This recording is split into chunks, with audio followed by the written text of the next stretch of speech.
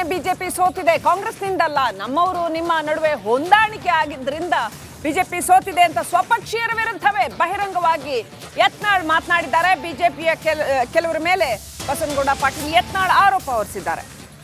ವಿಧಾನಸಭೆಯಲ್ಲಿ ಸಿಎಂಗೆ ತಿರುಗೇಟು ನೀಡುವಾಗ ಈ ಹೇಳಿಕೆಯನ್ನ ಹೇಳಿದ್ದಾರೆ ಯತ್ನಾಳ್. ತಮ್ಮ ಈ ರೀತಿಯ ಮಾತುಗಳಿಗಾಗಿಯೇ ಪ್ರಸಿದ್ಧರಾಗಿರ್ತಕ್ಕಂಥ ಬಸನಗೌಡ ಪಾಟೀಲ್ ಯತ್ನಾಳ್ ಇದೀಗ ಮತ್ತೊಂದು ಅದೇ ತರಹದ ಬಾಂಬ್ ಸಿಡಿಸಿದ್ದಾರೆ. ಬಿಜೆಪಿ ಅವರಿಂದಾನೇ ಬಿಜೆಪಿ ಸೋತಿದೆ, ಅಷ್ಟೇ ಅಲ್ಲ ನಮ್ಮವರು ನಿಮ್ಮ ನಡುವೆ ಹೊಂದಾಣಿಕೆ ಆಗಿ ಬಿಜೆಪಿ ಸೋತಿದೆ ಅಂತ ವಿಧಾನಸಭೆಯಲ್ಲಿ ಬಸನಗೌಡ ಪಾಟೀಲ್ ಯತ್ನಾಳ್ ಹೇಳಿದ್ದಾರೆ. ಏನ್ ಪಾದಯಾತ್ರೆ, ಸಾರ್ವಜನಿಕ ಸಭೆಗಳು, ಏನ್ ಎಷ್ಟೊಂದು ಸಭೆಗಳು, ಎಷ್ಟೊಂದು ಪಾದಯಾತ್ರೆಗಳು ಕಳೆದ ಸಾರಿ ನಡೆಸಿದ್ರು. ಆದರೂ ಕೂಡ ಜನ ನಿಮಗೆ ಆಶೀರ್ವಾದ ಮಾಡಲಿಲ್ಲ. ಆಮೇಲೆ ಒಂದು ಕೂತ್ಕೊಳ್ರಿ, ಆಮೇಲೆ ಮಾತಾಡಿ. ನೀವು ಬೊಮ್ಮಾಯಿಯವ್ರನ್ನ ಮಾಡಿದಂಥ ಒಳ್ಳೆಯ ಕೆಲಸವನ್ನ ನೀವು ಯಾರ್ಯಾರು ಅಡ್ಜಸ್ಟ್ ಆಗಿ ಸೋಲಿಸಿರಿ ಅಟ್ಟೆ. ಓನ್ಲಿ ಅಡ್ಜಸ್ಟ್ಮೆಂಟ್ನೇ ನಾವು ಸೋತೀವಿ ಹೊರತು ಬಿಜೆಪಿಯಿಂದ ಸೋತಿಲ್ಲ, ಅಂತ. ಈಗ ಬೊಮ್ಮಾಯಿಯವರಿಂದ ಸೋತಿಲ್ಲ, ನರೇಂದ್ರ ಮೋದಿ ಅವರಿಂದ ಸೋತಿಲ್ಲ. ನಿಮ್ಮ ಈ ಕಡೆ ಆ ಕಡೆ ಅಡ್ಜಸ್ಟ್ಮೆಂಟ್ ಇಂದ ಬಿಜೆಪಿ ಸೋತಿವೆ. ಏನ್ ಪಾದಯಾತ್ರೆ, ಸಾರ್ವಜನಿಕ ಸಭೆಗಳು, ಏನ್ ಎಷ್ಟೊಂದು ಸಭೆಗಳು, ಎಷ್ಟೊಂದು ಪಾದಯಾತ್ರೆಗಳು ಕಳೆದ ಸಾರಿ ನಡೆಸಿದ್ರು. ಆದರೂ ಕೂಡ ಜನ ನಿಮಗೆ ಆಶೀರ್ವಾದ ಮಾಡಲಿಲ್ಲ. ಇನ್ನಷ್ಟು ಅಪ್ಡೇಟ್ ಪಡ್ಕೊಳ್ಳೋಣ. ನಮ್ಮ ಪ್ರತಿನಿಧಿ ಬಸವರಾಜ್ ಫೋನ್ ಸಂಪರ್ಕದಲ್ಲಿದ್ದಾರೆ. ಬಸವರಾಜ್, ಯತ್ನಾಳ್ ಗುಟ್ಟನ್ನ ರಟ್ಟು ಮಾಡಿಬಿಟ್ಟಿದ್ದಾರೆ ವಿಧಾನಸಭೆಯಲ್ಲೇನೆ. ಸ್ವಪಕ್ಷೀಯರಿಂದ ಏನ್ ಪ್ರತಿಕ್ರಿಯೆ ವ್ಯಕ್ತ ಆಯ್ತು ಅದಕ್ಕೆ? ಇನ್ನೊಂದೇನಂತಂದ್ರೆ ಯತ್ನಾಳ್ ವಿರುದ್ಧ ಅವ್ರು ಎಷ್ಟೇ ಈ ತರದ ಸ್ಟೇಟ್ಮೆಂಟ್ ಕೊಟ್ಟರು ಕ್ರಮ ಕೈಗೊಳ್ಳಲ್ಲ ಅಂತ ಬಿಜೆಪಿಯಲ್ಲೇ ಒಂದಷ್ಟು ಜನ ಅಸಮಾಧಾನಗೊಳ್ತಾ ಇದ್ರು, ಮತ್ತೊಂದಷ್ಟು ಜನ ಯತ್ನಾಳ್ ಸರಿಯಾಗಿ ಹೇಳ್ತಾ ಇದ್ದಾರೆ ಅಂತ. ಯತ್ನಾಳ್ ಅವ್ರ ಪರಿಸ್ಥಿತಿ ಏನಿದೆ ಬಸವರಾಜ್?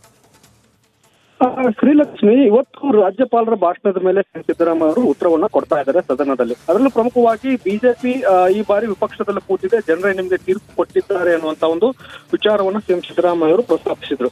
ಇದಕ್ಕೆ ತಿರುಗೇಟನ್ನು ಕೊಡುವಂತ ಕೆಲಸವನ್ನ ಯತ್ನಾಳ್ ಬಿಜೆಪಿಗರ ಪರವಾಗಿ ಮಾಡಿದ್ರು. ಅದರಲ್ಲೂ ಪ್ರಮುಖವಾಗಿ ನೀವು ಕಾಂಗ್ರೆಸ್ ಸರ್ಕಾರ ಮಾಡಿದ್ದೀರಾ ಅಂದ್ರೆ ಅದು ನಿಮ್ಮ ಶ್ರಮದಿಂದ ಅಲ್ಲ, ನಮ್ಮವರು ನಿಮ್ಮ ಜೊತೆ ಒಂದಷ್ಟು ಜನ ಸೇರ್ಕೊಂಡು ಅಡ್ಜಸ್ಟ್ಮೆಂಟ್ ಮಾಡಿಕೊಂಡಿದ್ದರ ಪರಿಣಾಮವಾಗಿ ನೀವು ಅಲ್ಲಿ ಅಧಿಕಾರದಲ್ಲಿ ಕೂತಿದ್ದೀರಾ ಹೊರತು ನೀವು ಯಾವತ್ತು ಜನರಿಂದ ಗೆದ್ದು ಬಂದಿಲ್ಲ ಅನ್ನೋ ಒಂದು ತಿರುಗೇಟನ್ನು ಕೊಟ್ಟರು. ಮತ್ತು ಪದೇ ಪದೇ ಯತ್ನಾಳ್ ಅವರು ಹೇಳ್ತಕ್ಕಂಥದ್ದು ಸ್ವಪಕ್ಷದ ವಿರುದ್ಧವೇ ಒಂದಷ್ಟು ಆಕ್ರೋಶವನ್ನ ವ್ಯಕ್ತಪಡ್ತಾ ಇದ್ರೆ ಇವತ್ತು ಕೂಡ ಅದನ್ನ ಮುಂದುವರ್ಸ್ಕೊಂಡು ಹೋಗ್ತಾ ಇದ್ದಾರೆ. ಪ್ರಮುಖವಾಗಿ ಬಿಜೆಪಿಯಲ್ಲಿ ಅಡ್ಜಸ್ಟ್ಮೆಂಟ್ ರಾಜಕಾರಣ ನಡೀತಾ ಇದೆ ಅನ್ನುವಂಥ ವಿಚಾರವನ್ನು ಸದನದಲ್ಲೂ ಕೂಡ ಈ ಮೂಲಕ ಯತ್ನಾಳ್ ಅವರು ಪ್ರಸ್ತಾಪವಂತ ಕೆಲಸವನ್ನು ಮಾಡಿದ್ರು. ಬೊಮ್ಮಾಯಿ ಅವರು ಸರ್ಕಾರ ನಿಜವಾಗ್ಲೂ ಕೂಡ ಕೆಲಸ ಮಾಡಿದೆ, ಆದ್ರೆ ಬೊಮ್ಮಾಯಿ ಅವರನ್ನ ಸೋಲಿಸುವಂತ ಪ್ರಯತ್ನ ಬಿಜೆಪಿಯಿಂದ ಆಯ್ತು. ಅದರ ಪರಿಣಾಮವಾಗಿ ನಾವು ವಿಪಕ್ಷದಲ್ಲಿ ಕೂತಿದ್ದೇವೆ, ಮುಂದೆ ಲೋಕಸಭೆಯಲ್ಲಿ ನಿಮಗೆ ಅದರ ಪಾಠವನ್ನ ಕಲಿಸ್ತೇವೆ. ಯಾಕಂದ್ರೆ ಆ ಸಂದರ್ಭದಲ್ಲಿ ಯಾವುದೇ ಅಡ್ಜಸ್ಟ್ಮೆಂಟ್ ಅನ್ನ ನಾವು ಮಾಡ್ಕೊಳಕ್ ಹೋಗಲ್ಲ, ನಮ್ಮ ಪಕ್ಷದವರು ಕೂಡ ಎಚ್ಚೆತ್ಕೊಂಡು ನಿಮಗೆ ಪಾಠವನ್ನು ಮಾಡುವಂತ ಕೆಲಸವನ್ನು ಮಾಡ್ತಾರೆ ಅನ್ನುವಂತ ಒಂದು ಎಚ್ಚರಿಕೆಯನ್ನು ಕೊಡ್ತಾ ಇದ್ದಾರೆ. ಜೊತೆಗೆ ಈ ಪದೇ ಪದೇ ಸ್ವಪಕ್ಷದವರ ಮೇಲೆ ಒಂದಷ್ಟು ಆರೋಪಗಳನ್ನ ಮಾಡ್ತಾರೆ. ಇದಕ್ಕೆ ಹೈಕಮಾಂಡ್ ಕೂಡ ಎಲ್ಲರೂ ಕೂಡ ಬ್ರೇಕ್ ಹಾಕುವಂತ ಕೆಲಸ ಮಾಡಿಲ್ಲ. ಇವತ್ತು ಸದನದಲ್ಲೂ ಕೂಡ ತಮ್ಮ ಸ್ವಪಕ್ಷದವರ ವಿರುದ್ಧವೇ ಮಾತನಾಡಿದ್ದು ಅವರ ಈಗ ಸದ್ಯ ಗ್ರಾಸವಾಗ್ತದೆ. Srilakshmi, thank you Basavaraj ಡೀಟೇಲ್ಸ್ಗಾಗಿ.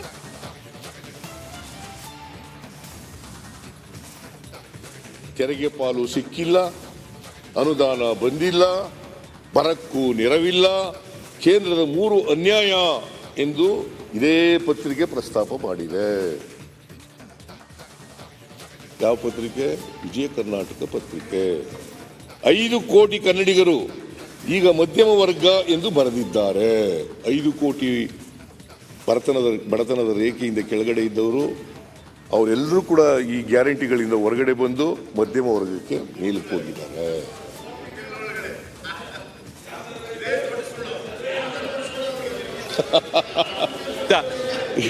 ಇವರಿಗೆ ಸುಳ್ಳು ಹೇಳೋದು ಬಿಟ್ಟರೆ ಬೇರೆ ಏನು ಗೊತ್ತೇ ಇಲ್ಲ. ಇದೆ ಬರೀ ಸುಳ್ಳು ಹೇಳೋದು. ನೀವು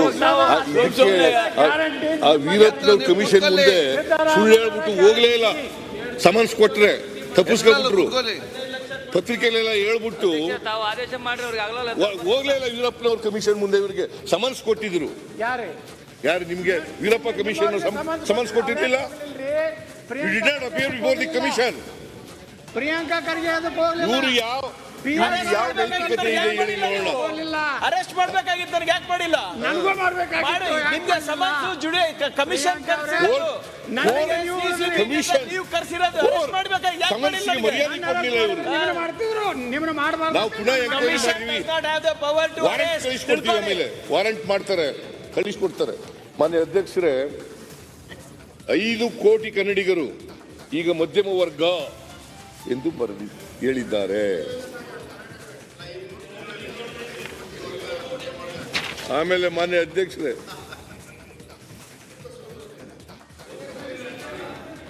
ಕನ್ನಡಪ್ರಭ ಪತ್ರಿಕೆಯವರು ಏನಂತ ಬರೆದವ್ರೆ ಅಂತಂದ್ರೆ, ಗ್ಯಾರಂಟಿ ಯೋಜನೆಗಳು ಇದು ಜಾಗತಿಕ ದಾಖಲೆ. ಮತ್ತೆ ಅವ್ರು ಗ್ಯಾರಂಟಿ ಯೋಜನೆಗಳು ನೀವು ಮಾತಾಡಬೇಡಿ ಅಲ್ಲಿ. ಕೂತ್ಕೊಳ್ಳಿ. ವೈದ್ಯ ಕೂತ್ಕೊಳ್ಳಿ. ವೈದ್ಯ ಯಾಕೆ ಮಾತಾಡ್ತೀವಿ? ಕೂತ್ಕೋ. ಯತ್ನ ಅಗತ್ಯ ಆಗಿಂದಾಗಿ ಚರ್ಚೆ ಬೇಡ. ಉತ್ತರ ಗ್ಯಾರಂಟಿ ಯೋಜನೆಗಳು ಮುನಿಯಪ್ಪ ಕೂತ್ಕೊಳ್ರಿ. ಮುನಿರತ್ನ ಮಾತಾಡಿದಿರಲ್ಲ ಆಗ್ಲೇ. ಆಮೇಲೆ ಪ್ರಶ್ನೆ ಕೇಳಿ ಕೂತ್ಕೊಳ್ಳಿ ಪ್ಲೀಸ್ ಪ್ಲೀಸ್ ಪ್ಲೀಸ್. ನಮ್ಮ ಜೊತೆ ಇದ್ದವರು ನೀವು ಯಾಕೆ ಕೋಆಪರೇಟ್ ಮಾಡಲ್ಲ? ಇರಿ. ಉತ್ತರ ಕೊಡ್ಲಿ ಅಲ್ಲ, ನನ್ನ ಜೊತೆ ಉತ್ತರ ಕೊಡ್ಲಿ. ನೀವು ಉತ್ತರ ಕೊಡ್ಲಿ. ಸಿದ್ದರಾಮಯ್ಯನವರೇ ಪ್ರೇರಣಾದಾಯಕರು. ಅವರಿಗೆ ಉತ್ತರ ಕೇಳಕ್ಕೆ ಆಸಕ್ತಿ ಇಲ್ಲದೆ ಹೋದ್ರೆ ಸ್ವಲ್ಪ ಸುಮ್ಮನಾರು ಕೂತ್ಕೊಳ್ಳಿ. ಓಲಿ ಸುಮ್ಮನೆ ಗಲಾಟೆ ಮಾಡೋದೇ ಒಂದು ಕಸಬು ಅಂತ ತಿಳ್ಕೊಬಿಟ್ರೆ ವಿರೋಧ ಪಕ್ಷ ಅಂದ್ರೆ ಬರೀ ಗಲಾಟೆ ಮಾಡೋದು ಅಂತಲ್ಲ. ಪ್ರತಿಪಕ್ಷ ತಗಲಿಬೇಕು. ಫ್ಯಾಕ್ಟ್ಸು ಫಿಗರ್ಸು ಇಟ್ಕೊಂಡು ಮಾತಾಡ್ಬೇಕಲ್ವಾ? ನೀನೆಲ್ಲ ನಿಮಗೆಲ್ಲ ಬಸವರಾಜು ಅಶೋಕ್ಗೆ ಫ್ಯಾಕ್ಟ್ಸು ಫಿಗರ್ಸ್ ಇಟ್ಕೊಂಡು ಮಾತಾಡ್ಬೇಕಲ್ವಾ?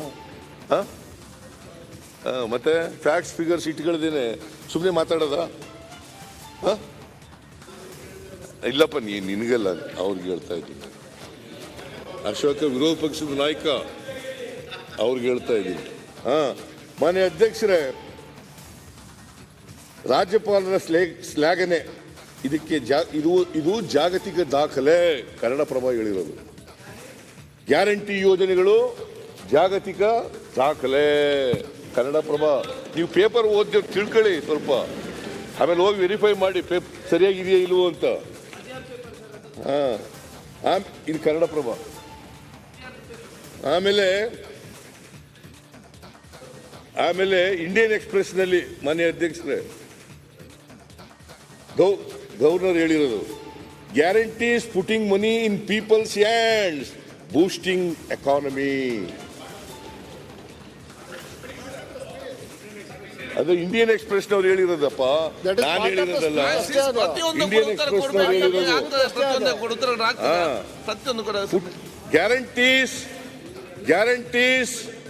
Putting money in people's hands, boosting economy. Indian Express ನವ್ರು ಹೇಳಿರೋದು. ಆಮೇಲೆ ಈ ಹಿಂದೂ ಪತ್ರಿಕೆ ಅವ್ರು ಏನು ಹೇಳಿದ್ದಾರೆ? Guarantee schemes have brought 5 crore out of poverty.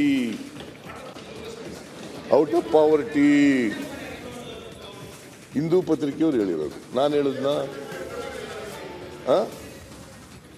Guarantee schemes have brought 5 crore out of poverty. Reporting ಆಗಲಿ ಎಡಿಟೋರಿಯಲ್ ಆಗಲಿ, ನಾ ರಿಪೋರ್ಟಿಂಗ್ ಓಕೆ, ಅಡ್ಮಿಟೆಡ್ಲಿ ರಿಪೋರ್ಟಿಂಗ್. ಸುಮ್ಮನೆ ರಿಪೋರ್ಟ್ ಮಾಡ್ತಾರ? ಹಂಗೆ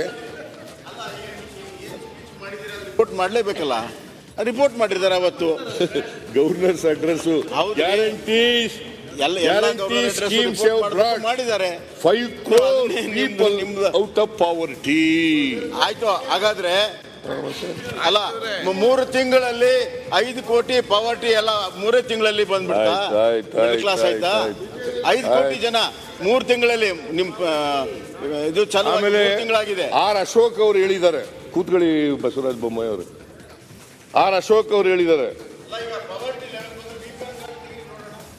ಯಾಕೆ ತೆಗಲ್ಲ? ಈಗ ನೋಡಿ, ವಿರೋಧ ಪಕ್ಷದ ನಾಯಕರಾದ ಆರ್ ಅಶೋಕ್ ಅವರು ಇಂದಿನ ಬಿಜೆಪಿ ಸರ್ಕಾರ ಜಾರಿಗೆ ತಂದ ಯೋಜನೆಗಳನ್ನು ತನ್ನದೇ ಯೋಜನೆಯಾಗಿ ಬಿಂಬಿಸಿಕೊಂಡಿದೆ.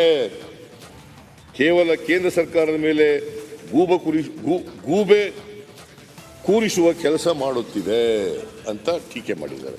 ಪಾಪ ಮಾಡಲಿ, ವಿರೋಧ ಪಕ್ಷದ ನಾಯಕರಾಗಿ ಏನು ಹೊಗಳಿ ಅಂತ ಹೇಳೋಕ್ಕಾಗತ್ತೆ? ನಾನು ಟೀಕೆ ಮಾಡಿದ್ದಾರೆ, ಮಾಡಲಿ, ಬೇಡ ಅಂತ ಹೇಳಲ್ಲ. ಟೀಕೆ ಮಾಡಿದ್ದಾರೆ, ಮಾಡಲಿ, ಟೀಕೆ ಮಾಡೋಕ್ಕೆ ನಂದೇನು ತಕರಾರಿಲ್ಲ. ಆದರೆ ಟೀಕೆಗಳು ಕೂಡ they should be on facts and figures. ಸಕಾರಾತ್ಮಕವಾಗಿ ಇರ್ತಕ್ಕಂಥದ್ದು ಮತ್ತು ಆರೋಗ್ಯಕರವಾದಂಥ ಟೀಕೆಗಳು ಇರಬೇಕು. ಪ್ರಜಾಪ್ರಭುತ್ವ ವ್ಯವಸ್ಥೆಯಲ್ಲಿ ನೀವು ಇರೋದೇ ಅದಕ್ಕೋಸ್ಕರ ವಿರೋಧ ಪಕ್ಷದಲ್ಲಿ ಕುಳ್ಳಿಸಿರೋದೇ ನಿಮ್ಮನ್ನು ಜನ. ಸರ್ಕಾರದ ದೋಷಗಳು ಎತ್ತಿ ತೋರಿಸ್ರಿ, ಅದು ಸರಿಪಡಿಸ್ಕೊಳ್ತಕ್ಕಂಥದಕ್ಕೆ ಸಲಹೆಗಳು ಕೊಡ್ರಿ. ಆ ಸಲಹೆಗಳನ್ನು ಸರ್ಕಾರ ಒಪ್ಕೊಂಡು ಜಾರಿ ಮಾಡ್ತಕ್ಕಂಥ ಕೆಲಸವನ್ನು ಮಾಡಲಿ ಅಂತ ನಿಮ್ಮನ್ನ ಅಲ್ಲಿ ವಿರೋಧ ಪಕ್ಷದಲ್ಲಿ ಕುಳ್ಳಿಸಿರೋದು. ಇದು ಪ್ರಜಾಪ್ರಭುತ್ವದ ಲಕ್ಷಣ ಮಿಸ್ಟರ್ ಯತ್ನಾಳ್. ಇದು ಪ್ರಜಾಪ್ರಭುತ್ವದ ಲಕ್ಷಣ, ಸಂಸದೀಯ ವ್ಯವಸ್ಥೆಯ ಲಕ್ಷಣ. ಮಾನ್ಯ ಅಧ್ಯಕ್ಷರೇ, ಇದು ಎಲ್ಲ ಪತ್ರಿಕೆಗಳು ನಾವು ರಾಜ್ಯಪಾಲರು ಮೂಲಕ ಸುಳ್ಳು ಹೇಳಿಸ್ಬಿಟ್ಟಿದ್ದಾರೆ. ನಾವು ಹಿಂಗೆಲ್ಲ ಹೇಳಕ್ಕಾಯ್ತಿತ್ತ? ಹೇಳಿ, ನೀವೇ ಹೇಳಕ್ಕಾಯ್ತಿತ್ತ? ಈ ಪತ್ರಿಕೆಗಳೆಲ್ಲ ಏನು ಪತ್ರಿಕೆಗಳು ನಾವು ಹೇಳ್ದಾಗೆಲ್ಲ ಬರೀತಾರ? ನಮ್ಮ ಮಾತೆ ಕೇಳ್ತಾರ? ಅದರಿಂದ ಮಾನ್ಯ ಅಧ್ಯಕ್ಷರೇ, ಬಿಜೆಪಿಯವರಿಗೆ ಸುಳ್ಳು ಹೇಳೋದು ಬಿಟ್ಟರೆ ಬೇರೆ ಏನು ಸತ್ಯ ಹೇಳಿ ಗೊತ್ತೇ ಇಲ್ಲ ಅವ್ರಿಗೆ. ಆಮೇಲೆ ಮಾನ್ಯ ಅಧ್ಯಕ್ಷರೇ, ನಾನು ನಿಮಗೆ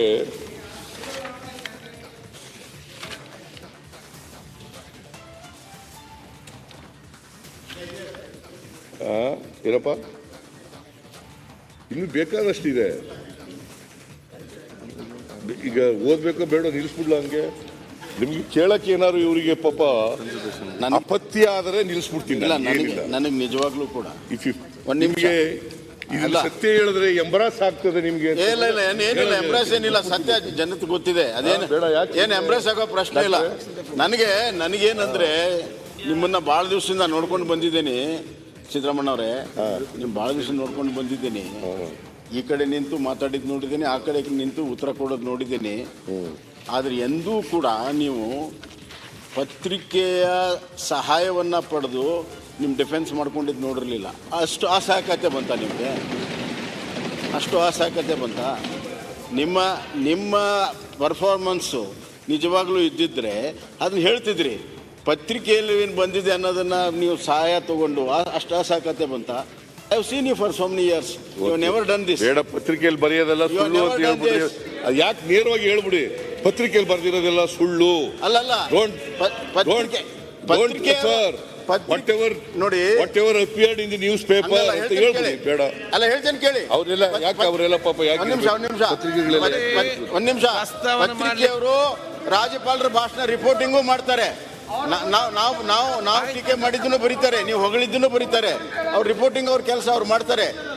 ಆದ್ರೆ ಅಂತ ಹೇಳಿದ್ದೀನಲ್ಲ, ಆದ್ರೆ ನೀವು 9 ತಿಂಗಳು ಆಡಳಿತ ಮಾಡಿದಂಥ ಸರ್ಕಾರದ ಮುಖ್ಯಸ್ಥರು ನಿಮ್ಮ ಪರ್ಫಾರ್ಮೆನ್ಸು ಹೆಂಗಿತ್ತು, ಏನಾಯ್ತು, ಯಾಕೆ ನಾವು ಅಭಿವೃದ್ಧಿ ಮಾಡೋಕ್ಕಾಗಲಿಲ್ಲ, ಯಾಕೆ ನಮ್ಮ ಸಂಪೂರ್ಣ ಹಣ ಉಪಯೋಗ ಮಾಡ್ಕೊಳಕ್ಕಾಗಲಿಲ್ಲ, ಬಜೆಟ್ ಪರ್ಫಾರ್ಮೆನ್ಸ್ ಯಾಕಾಗಿಲ್ಲ, ಇದ್ರ ಬಗ್ಗೆ ನೀವು ಸಮಜಾಯಿಸಿಕೊಟ್ರೆ ಶಾಸಕರಿಗೆ ಉತ್ತರ ಸಿಗ್ತದೆ ಹಣ ಬಂದಿಲ್ಲ ಅಂತೇಳಿ.